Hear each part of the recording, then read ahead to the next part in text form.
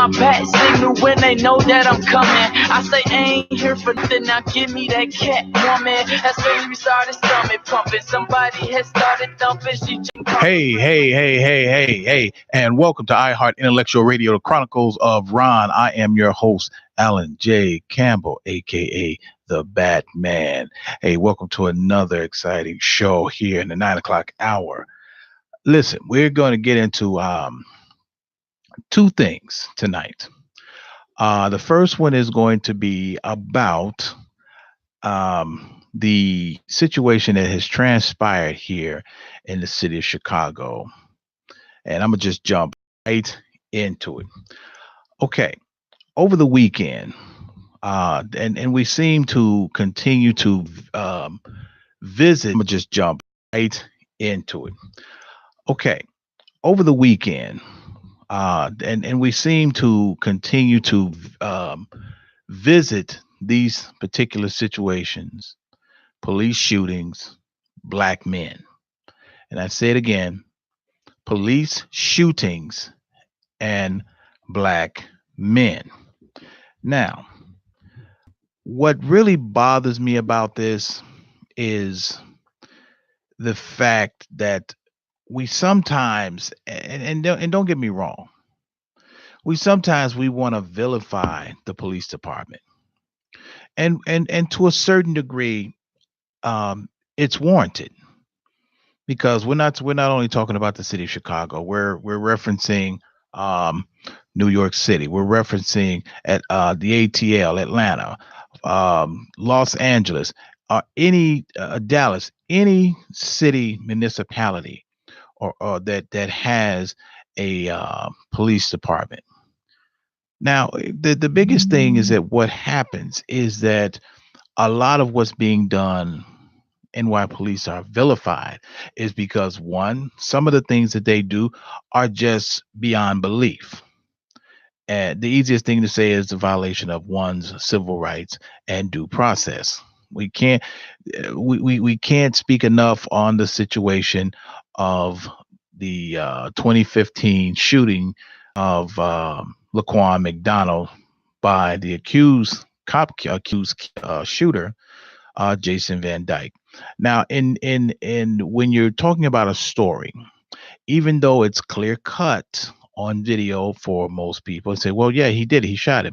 Well, when you're referencing a particular situation, especially in media, radio or television, you have to reference them as the accused, because they're still entitled to due process. And I'm gonna get into that, or give you, for those who've been sleeping under a rock for 30 years and you're not sure of what the term due process is, I'll get into that later. But over this past weekend, there were 25 shootings. Out of the 25, there were 6 fatalities. 6. One of them, which is I'm referencing to the shooting that happened over here on 71st and Jeffrey. Now, here we have an incident, okay, of a 37-year-old man was apparently walking down the street, and during a meeting, 2 police officers who were on foot patrol, which is something that you don't see very often. You used to see that years ago when I was coming out, foot patrol. And basically what it was called is called a walk and talk. And for you old heads out there, you pretty much understand. Basically, it was your typical beat cop who walked his beat. He got to understand the people that he was policing and protecting. He got to understand the businesses and their practices and their routines, and know his name. Years ago, we used to call him Officer Friendly. Officer Friendly used to come to the schools and talk to the kids about how to do this and what not to do, and stranger danger and all things of that. He even gave you little coloring books and little badges and stuff like that. But that's gone away. So these 2 officers, doing a walk and talk, observed an individual that appeared to have a weapon underneath his shirt, and tucked and on his waistband. So during the process of a stop and talk, and they wanted to stop him, talk to him, and see was he carrying. The individual became combative. He began to resist, and then not only that, but once he resisted, he retreated to the street and reached for his hip or reached for his waistband, or appears, as they say. Thank you. It appears that he is reaching for a weapon. Now, when we dissect this, and we have to once again we have to use this in the term of giving him the benefit of the doubt. It appears he's reaching for a weapon. The officer, in turns, discharges his weapon, striking the individual, killing him.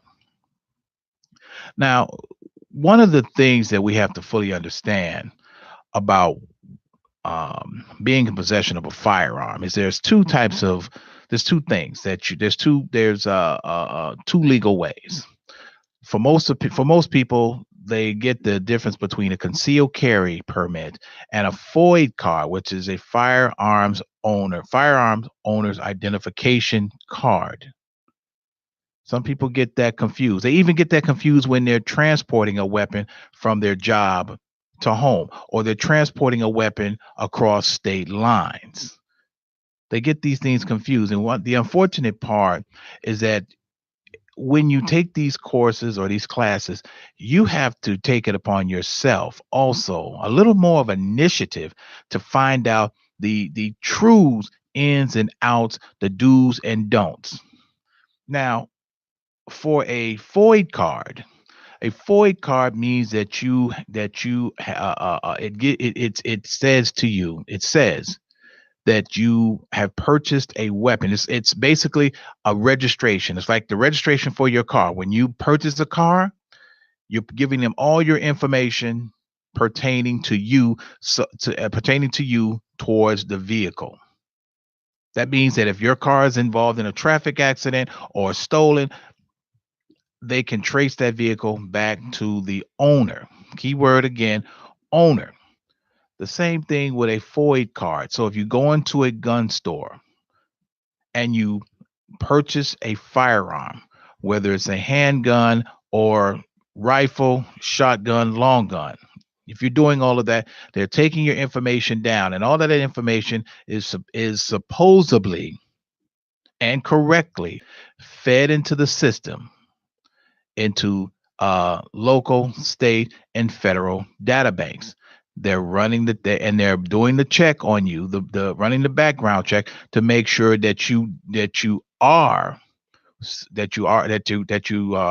say who you are, and that you have nothing legal, you have nothing any type of legal matters that are pressing, or you have been part of the judicial system and have a conviction, such as a felon or a felony. Okay. Under the law, a convicted felon, doesn't matter what it is, cannot be in possession of a firearm. The understanding is that if you are a felon in possession of a firearm, that's an automatic 10 years. Now, that's under federal guideline sentencing, according to them. Now, with a FOID card, some people get it confused that, okay, since I have a FOID card, that allows me to carry this gun in public. That allows me to have this gun in my car. That allows me certain things to do. It allows me certain things. No, it does not. Here in the city of Chicago, actually, having a firearm in the city limits, keyword, having a firearm in the city limits, the city of Chicago city limits, is illegal. But, and this is kind of an oxymoron, you can have a FOID card, you can own a gun, but you can't have it within city limits. It's almost like the Old West, where if you're coming into town, like for example, Dodge City in Kansas or Tombstone in Arizona, you can have a gun, you can own a gun, you can carry a gun. You just couldn't carry it in town.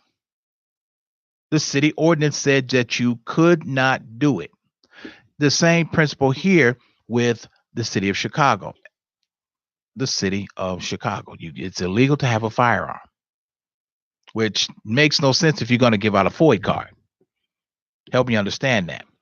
Now, this individual, he had a FOID card, and apparently he misunderstood. Apparently, he did not take the. He did not take the get the full understanding of what the difference between a concealed carry and a FOID card means. Now I must move over to what a concealed carry license. See, you have a FOID card, which is a permit to have a gun, and then you have a a concealed carry uh, uh, license, which means that you are allowed to have a gun on your person. Now, when the state of Illinois um, actually said that they were going to actually allow this. They were going to say we're going to allow this. We're going to be one of the concealed carry states. At first, I was not completely on board with that because I'm thinking along the lines of this is going to wind up being what the wild wild west. But here's the beauty part about this. In the state of Texas, Texas is what they call Texas is an open carry. Now that means an open carry means that you can carry a firearm on your hip in your vehicle as long as the weapon is seen, it is perfectly legal. But we're talking about Texas, the Lone Star State. This state is the iconic Wild Wild West. Now, when you have a concealed carry, that means that you can have a weapon on your person, a firearm on your person, along with ammunition. You can have this on you. Now, I had to really do a little bit of research on that and really get a full understanding on it. And that's something that we have to do if we're going to start talking about firearms and how we're going to carry them, or what we're going to do, or if we're even allowed to have them.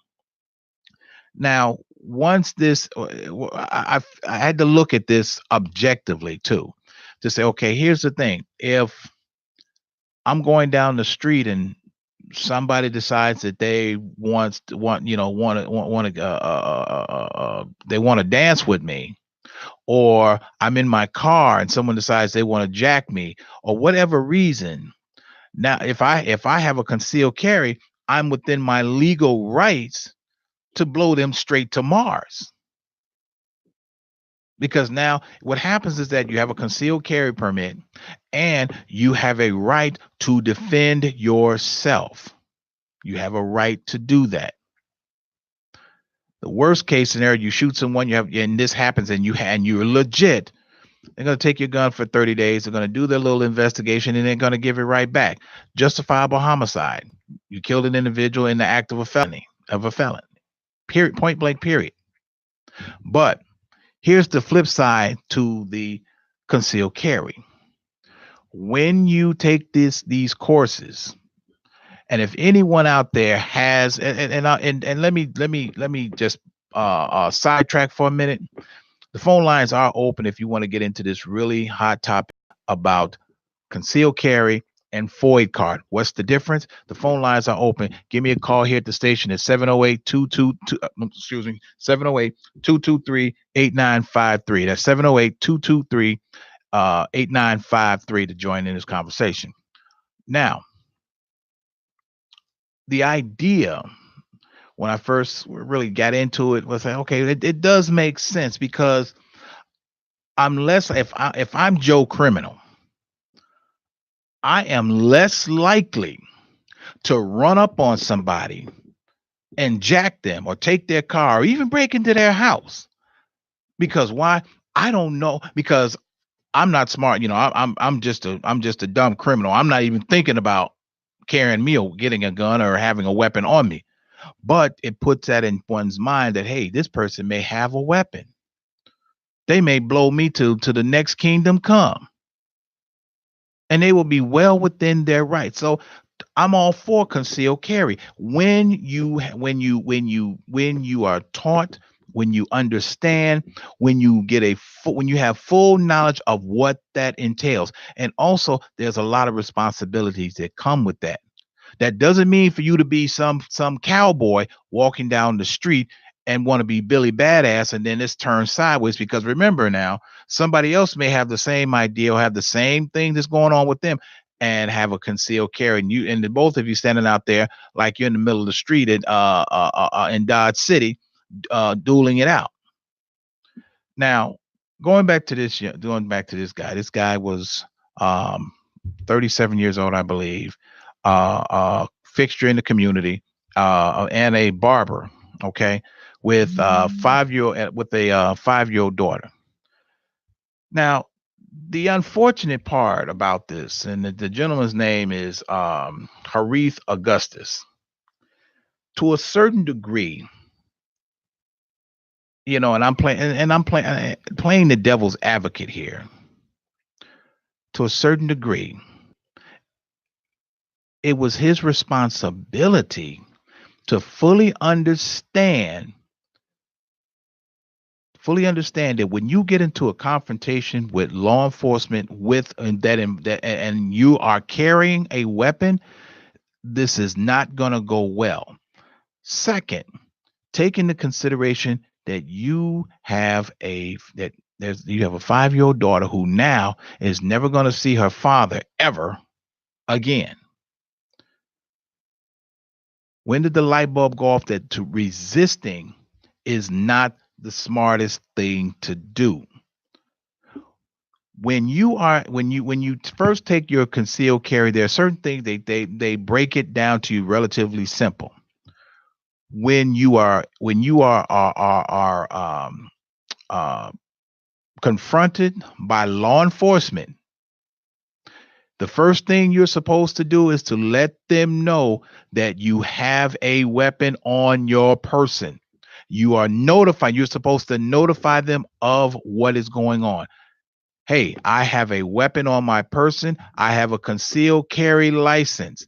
This is where where you as a civilian can de-escalate this situation before it escalates into possibly one or more injuries or death. Maybe you or maybe the officer, one of the two. But that's the part of levels of responsibility that comes with having a firearm. That's the responsibility. And when they tell you in these classes, look, this is what happens. Now, I want to go back to a situation to where someone actually did comply to the officer's commands. And unfortunately, this young man lost his life because this officer, what happened? Got scared, and he confused the young man during the process. This young man was shot and killed by police in the suburbs of Cleveland. This was 2 years ago. He informed the officer, and the young man's name escapes me right now. But he did exactly what he was taught to do. He informed the officer, listen, I have a weapon on my person. I have a concealed carry permit. This is what's going on. Now, here's where it gets tricky and it turns sideways. The officer asked for his identification, but then in turn, the officer retracted his statement and says, don't reach. Man is still not fully realizing that the officer has had a brain cramp, and the young man reaches for his wallet and he is shot and killed. Not only that, but he's shot and killed in front of his girlfriend and his 3-year-old child. This is one of the things that sometimes where they can go sideways. Now, playing the devil's advocate once again, if I'm Johnny Law and this individual says to me, hey, I have a weapon on my person and I have a concealed carry license, I'm not going to be a cowboy out there. Okay, this is what I'm going to do. I need for you to stay. This is me now. Sir, I need you to stay in your vehicle. Put your hands where I can see them. I'm calling and then that's when you call for backup and you are apprising your fellow officers. Hey, listen, I made this stop. He says he has a weapon. He has a concealed carry. Now, understand this is all in a matter of moments. And the situation has become more and more intense of what we're trying to do. More intense. Hey, welcome to Chronicles of Rohn. Who do I have on the phone and where are you calling from? This is Jay from Georgia. Hey, what's happening, Georgia? Good. So let's get into, I think, your last point about a gentleman who was shot, even though he did what appeared to be everything the correct way. But it was by an officer who was a little trigger happy and ill equipped or poorly trained on the process. Let's break down a few things that is true, but is also probably inaccurate. The first thing is I think his name was Philando Castile. Correct. I believe that incident happened in Minnesota, actually, not Ohio. The next thing is the officer, again, was poorly trained. We also have to really, really get a very good understanding of how law enforcement perceives the people of color.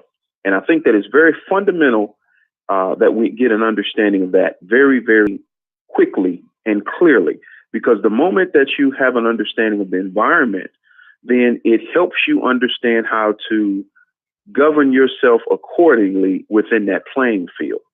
So with that being said, let's set down a couple of ground rules, and I'll be very brief. The first ground rule is the person of color, particularly people who are black, brown, and have a darker complexion of melanin, are automatically, and this has been psychologically proven, to be more hostile and aggressive. Doesn't matter about if they are or not. The perception psychologically is that these people are perceived as more hostile, aggressive, and less trustworthy. Those are the three characteristics that come across from a psychological profile that happens after they are analyzing or analyzing people of color.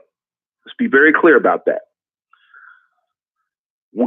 We also are living in an environment where law enforcement has a poor level or a poor standard of impunity and integrity. We are getting people to fill positions without properly qualifying or evaluating if they have the temperament to do this job professionally, not personally, but professionally. The third spoke on this wheel is the fact that under several administrations, including the administration of the now incompetent and lame duck Barack Obama, a precedent was set when you had the mistrial of George Zimmerman, who was a citizen, and he was acquitted on all counts, and never once was any sort of federal trial or federal charges brought up on for him or even investigated for him, Mike Brown, and several others names that it's just become long hashtags, who were citizens who were assaulted by, in some instances, other citizens and law enforcement. And ultimately, they were killed. Here's a final point. When and if you should pass your examination to get into a class for concealed carry, one of the first rules that they tell you is make sure that only one story makes it to court. Okay, first thing. So if you don't understand that, it's an old pirate's tale that says dead men tell no tales. It's real simple. If only one story is making it to court, that means somebody else's story is not ever going to be heard. Okay? That same principle, believe it or not, is being taught in law enforcement. And if you do not believe that, then why do you think that these officers are taught and usually shoot in a manner to neutralize definitively their targets? And if you notice the lingo and the language in law enforcement, we want to neutralize our target. That's what they say. Well, how do you neutralize something? Well, you stop it from moving so that it is no longer perceived as a threat at all. Now, to specifically speak to the problem that happened or to the incident that happened in Chicago. As people of color or as people in any society, we have to quit crying wolf. When there is a problem, let's raise the flag. When we are at fault, then we have to take that on the chin. Okay? Having a FOID card and having a concealed carry card are worlds different. It's like having a driver's permit and an actual operator's license. There are restrictions and obligations in both of them. And you have to govern yourself accordingly as to what those are. Law enforcement is not there to tell you at that moment when you are caught, oh, you know you're not supposed to do that. That's your understanding to get. Additionally, I did see the footage. I did see what they would have allowed us to see. And to be totally honest, without any reservation, had I been an officer, I would have done the exact same thing. We, and I have to say people of color, have to quit playing this game of cat and mouse. And then when it turns bad, oh, we're the poor little innocent mouse. When we had just as much guilt in the game as anybody else. So if you are engaged in activity that could potentially get you in a situation, you may want to rethink your options. Running away from police and making a motion as if you are going for a weapon, not the smartest thing to do at all. The smartest thing to do, drop to the ground, let them know I do have a weapon. Here's my last point. When you do have a concealed carry and you do have a legitimate card, when police officers stop you, when police officers even pull your name and your license, your concealed carry card sits on top of that in law enforcement. So they see that automatically, but it is your obligation to make them aware of that. See, we're not even told that. But when they pull up your social, they pull up your driver ID card, they pull up your license, your driver's license number. Oh, your concealed carry comes with it right up there. So I'm saying that we have to become more equipped and more in line with understanding the letter of the law. You can't say the law isn't right or it's not fair when you don't know it. How do you know it's fair? How do you know how it's supposed to respond? Sometimes the law is doing exactly what it's designed to do because we were in the wrong side of it. Let me interrupt you. 2 minutes. Oh, hold on, Joey. I want to ask you two questions. I want to ask you now. While this was going on, we had a couple of men on TV this morning, and they're calling for people in that community, which is the South Shore area of the city of Chicago. He's calling on for them to create a protest to engage in what he said was civil disobedience. What do you think about that in light of this situation?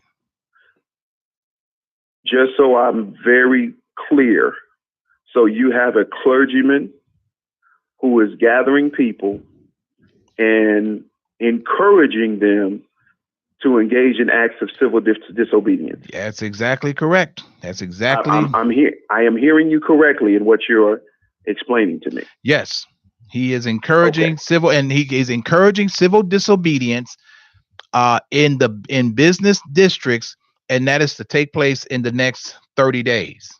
Well, what does that mean? And I'm saying that because the funny thing about most clergymen, especially black clergymen, is that they really say a lot of stuff and get involved in stuff that they have no real acumen of what it will entail from a consequential standpoint. So what exactly is his plan? Because I really doubt if he has one. Well, when he said that, when you see, and I took it as, how does civil disobedience correlate to someone making a bad decision? Now, and this is a sidebar. We're not going to dispute the fact that yes, we do have, and I've said this before, we do have bad police officers. We have bad. Let me rephrase that. We do have bad policing. See, it's a difference between a bad policeman and bad policing. And when you're I think it's deeper than that. we have bad or we have flawed law enforcement policy nationwide, because Correct. I think we have to address this from a policy. Police operate out of the policy of law enforcement.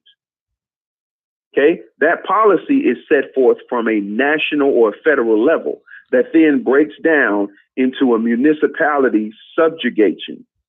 Okay, Right. so let's be very clear. And again, this is like the term I say so oftentimes. There's certain conversations you cannot have with broke people because this is way outside of their thinking. But everything that happens has happened from a federal level that has then transcended down into a state level and then a municipality level. So it starts there. Do you think? And it also starts with your congressional people and your local council people who sit up and vote or underwrite the ordinances that then become law. See, in order for something to become a law, it had to become some sort of bill and some sort of ordinance or some sort of practice that they then made policy that was then sent upward to become an actual law. Mm-hmm. Well, we'll agree with this. We know for a fact, and I've lived in the city of Chicago all my life. As you know, my engineer will say that, and he's seen several things also. We will agree that the city, excuse me, that the police in the city of Chicago has always been the subject or and topics of brutality towards its citizens. I mean, we could talk about New York, we could talk about LA. We gather that, but we're talking about the long lineage of police corruption, police brutality, and how it continues to be systemic even now, to where we have advanced technology to where some things are just cut and dry. And we're still and here we are in 2018. This is not 1954, 1968, 1983. We have a little bit more of an advanced knowledge and technology, but at the same time, and I go along with this part where you say the policies is flawed. It's as if I heard one police officer, they asked him a question about the academy. And do you know, and goes back to, and this is a piggyback off what you said, that the police academy, these guys are watching a video that was made in the 70s, that was made in the 70s, that they're still using as a training tool instead of using actual footage of situations that have actually happened, to where, hey, this is what you do, this is what you don't do. We're using, like you say, this goes back to the part of flawed training, flawed policy, and they're operating under policies that no longer are pliable to today's society.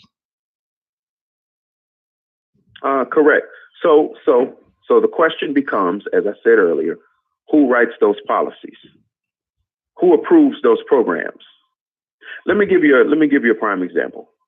When you go to train at the FBI, Homeland Security, NSA, CIA, there are training manuals. There are standard operating procedures.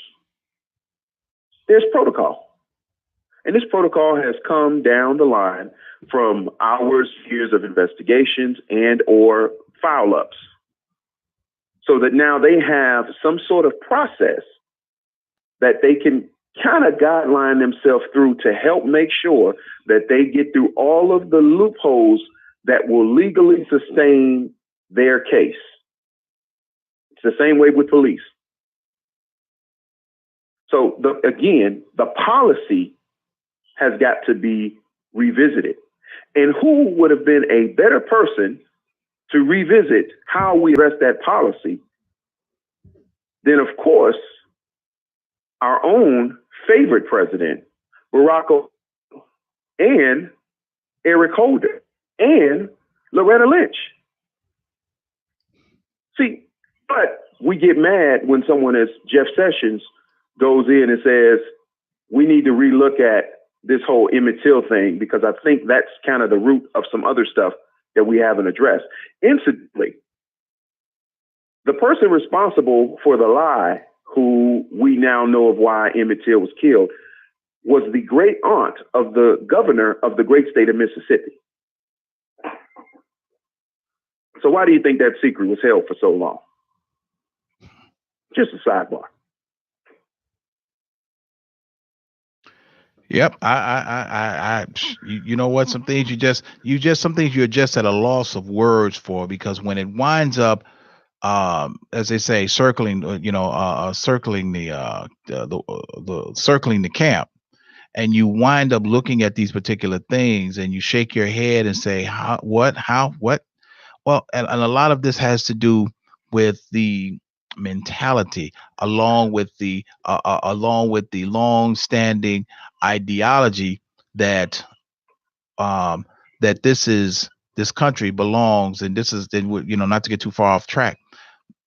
It's just an ideology that most white people believe that this country belongs to them because they migrated across the pond from England to escape, keyword, oppressive government, only to come here to do the same thing, to only do the same thing to others, such as the Native Americans, such as the Africans, and anyone else that may have been here at that time. One of the things that my caller said also that made it was very poignant is that a lot of these things fell to deaf ears, or the football was dropped. There was an error made at second base, or whatever you want to call it, was with the Obama administration, with Eric Holder, with Loretta Lynch. And these are people of color, but we have to understand something. When we reference people of color, did these same people grow up in the same environment, the same harsh environment, living from paycheck to paycheck, or from hand to mouth? Did they live like I did? Did they have the opportunity? Were those the kind of people that had interactions with law enforcement, or who were afraid to deal with law enforcement? You have to ask yourself this question. Was he ever harassed by police? I don't think so. See, in order for us to really understand, when we say people of color, you have to be someone like me. I had a conversation with a woman on the street the other day, and she was handing out some literature and referencing something about injustice, something blah blah blah. And as we began to really discuss certain things, and we got to talking about the jury process. Okay, here's the thing. The the Constitution says that you have the right to a jury of your peers. Now, correct me if I'm wrong. It says a jury of your peers. Here's the thing. We have to fully understand who are our peers. Very simply put, people like us. People who travel in the same circle as myself. If I'm a drug dealer, then I should have 12 drug dealers. I should have at least one. No, let me rephrase that. I have at least one drug dealer on the jury. If I'm a murderer, if I killed someone, I should have someone, maybe one or two people on the jury who has also killed someone. I should have that. If I'm a sex offender, I should have somebody on that jury who's also a sex offender. If I'm a car thief, if I am on trial and a jury of my peers, there should be one or two or three people who traveled in my circle. That would be a jury of your peers. But see, unfortunately, if you've ever had to do a jury inquiry, and they're asking you 11 different dozen questions. Have you ever had interactions with law enforcement? Have you been convicted of crime? Have this. See, the idea, and this is the misconception that this is the part of the due process. And when I get into that part, due process means that everyone is entitled to